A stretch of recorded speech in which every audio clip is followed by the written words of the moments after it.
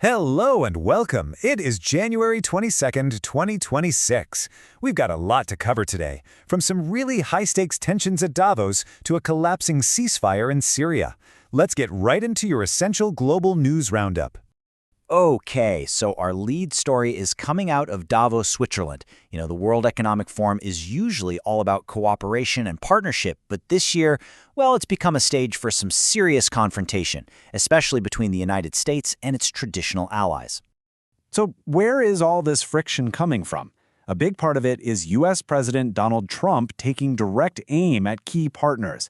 Take a look at this quote right here. It's his position on the United Kingdom and the island of Diego Garcia, which you might know as home to a really vital U.S. military base. And it doesn't stop there. This chart really breaks down the specific points of disagreement. On the one hand, you've got the U.S. administration saying it wants to pursue right, title, and ownership of Greenland.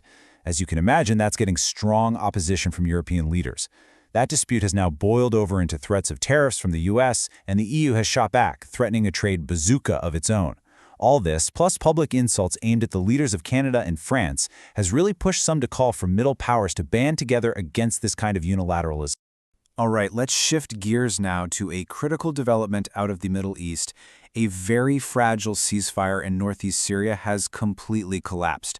We're now seeing reports of heavy fighting erupting between Syrian government forces and the Kurdish-led Syrian Democratic Forces, also known as the SDF.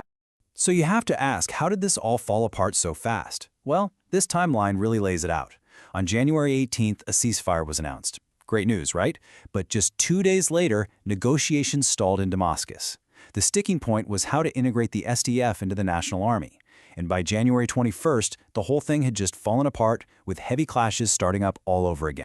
Now, here's the crucial piece of the puzzle: the shifting position of the United States in the region. Washington is now actively helping integrate the SDF into the Syrian state. In fact, a U.S. envoy has publicly said that the SDF's main job as the primary anti-ISIS force has, and I quote, largely expired.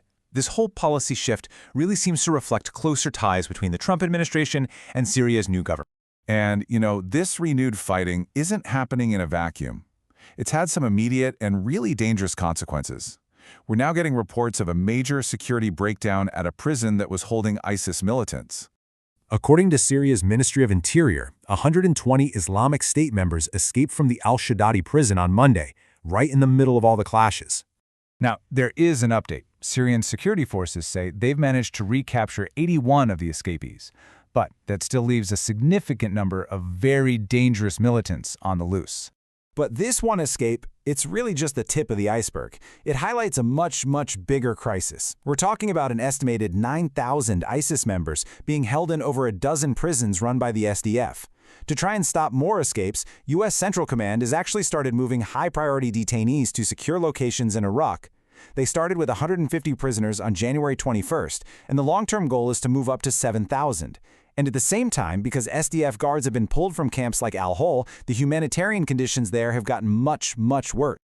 Okay, let's head back over to Davos, because it's not all just friction and fighting words. Alongside all that, the United States is launching a new and pretty controversial international organization. It's called the Board of Peace. So what is it? Well, it's a U.S.-led body, and it's chaired by President Trump. Now, it was originally thought up to oversee reconstruction in Gaza, but its mission has expanded, to say the least. It now has stated ambitions to resolve all global conflicts, which would position it as a potential rival to the United Nations itself. So how does this new Board of Peace stack up against, say, the UN Security Council? Well, they are worlds apart. The Board of Peace is an external thing. It's not based on any international treaty like the UN is, and it reportedly runs on a pay-to-play model, where a permanent seat at the table costs $1 billion. And unlike the UN Security Council's veto system, critics are saying that with this new board, only the U.S. really has any effective veto power. So, who's in and who's out? Well, the reaction has been all over the map. You have countries like the UAE, Morocco, and Israel that have accepted the invitation to join. But then you have key allies like France, Norway, and Sweden, and they've rejected it flat out. And other major powers like the United Kingdom and Russia, they're still on the fence. It really goes to show the geopolitical fractures this new body is already creating. And for our final story, we're turning to a really sobering new report from the United Nations. It's a report that wants to fundamentally change how we even talk about the global water crisis. The report's lead author, Keveh Madani, just lays it out there with this really stark quote. He says, "We are now living in a post-crisis reality where the old normal can no longer be recovered." So what does that mean? Well, the most important point here is the language. The report argues that we need to stop using the term water crisis. A crisis sounds like a temporary shock, something you can fix. They say we should be using the term water bankruptcy. Bankruptcy, that implies a permanent state. It's an irreversible loss of our natural water capital, things like underground aquifers and glaciers. It's a state where basically you just can't get back to the way things were before. And if you're thinking this is some far-off problem for the future, think again. The report finds that a staggering 75%, 3/4 of the entire global population is already living in countries that are classified as either water insecure or critically water insecure. And that concludes our Global News Roundup for today. We'll be back with another update in 24 hours. If you found this useful, please do like and subscribe to stay informed.